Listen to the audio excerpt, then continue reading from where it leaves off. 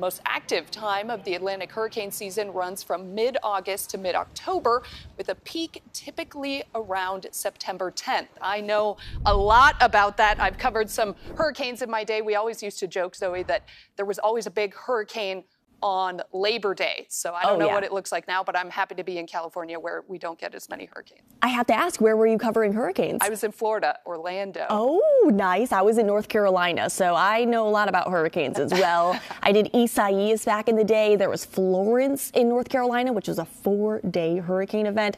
Ooh, and I'm very happy to say, we don't have to deal with any of that here. Atmospheric rivers in the wintertime, but that's something that we can handle. No chances for rain over the next couple of days. In fact, the fog that's going to stick around over the next couple of days is going to keep us nice, cool, and comfortable. Even this morning, it's absolutely gorgeous. One of my favorite things is to just watch the time lapse of the fog rolling in, and it's even pushing thicker into our more inland communities. Similar to what it did yesterday at this time, we're looking at a kind of rinse and repeat start to our day, although the fog isn't going to stick around much longer today compared to what it did yesterday. A lot of us saw that no sky July in full force, but today you'll notice that fog kind of peeling back from the coast by this afternoon. It's kind of going to play that dance as it normally does. This is our view at around 4 o'clock, where we are going to be seeing plenty of sunshine from the North Bay down across our East Bay communities. It's the South Bay that might still see a little bit of that fog sticking around basically all day long. And then that fog once again reemerges by later tonight. So kind of again,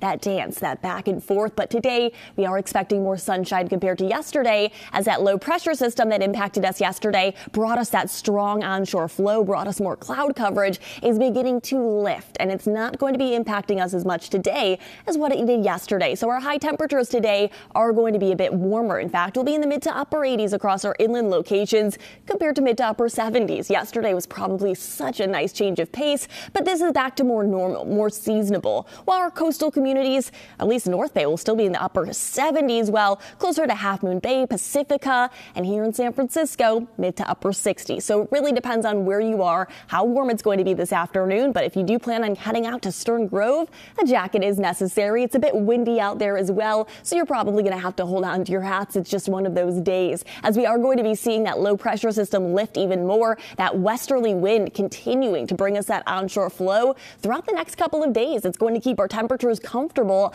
at least through the later parts of the week before an area of high pressure begins to build once again. How strong that area of high pressure, though, is still a bit uncertain. So get out today, get out tomorrow, get out the next day. It is going to be really comfortable at least through the early parts of the upcoming work week. Look at our heat risk in places like Antioch.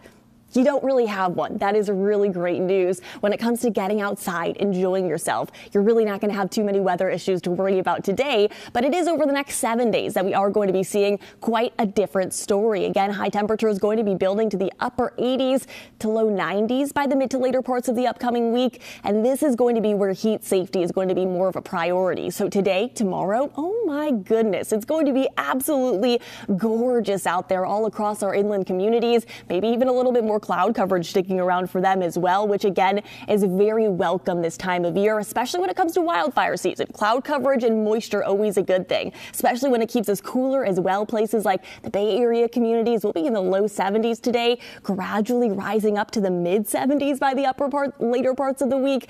Really not all too much to talk about. It's going to be gorgeous. It's not going to be excessively hot, which is the best news of all this time of year. Back to you.